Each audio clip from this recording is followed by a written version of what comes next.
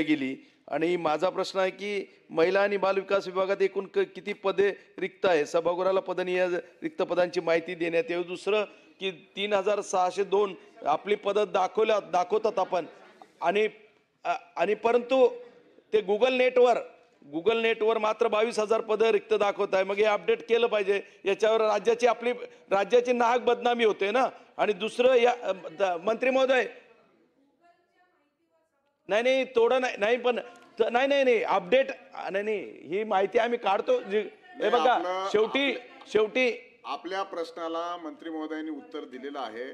डिपार्टमेंटचं account जे आहे ना, माझं असं मत झालं होतं की आपल्या प्रश्नाला मंत्री महोदय उत्तर देत असताना आपण विचारलेल्या प्रश्नावरती अधिकचं जास्तीचं उत्तर त्यांनी पर्सेंटेज मध्ये चुकील तर, त्यामुळे आपलं लक्ष नव्हतं। परत पुन्हा एकदा माननीय मंत्री महोदय नवीन सदस्य आहेत, त्यांच्या प्रश्नाला उत्तर द्या। अंगणवाडी सेविका, मदतनीस, बालविकास प्रकल्प अधिकारी व मुख्य सेविका यांची साधारणपणे 18,265 पदं रिक्त होती।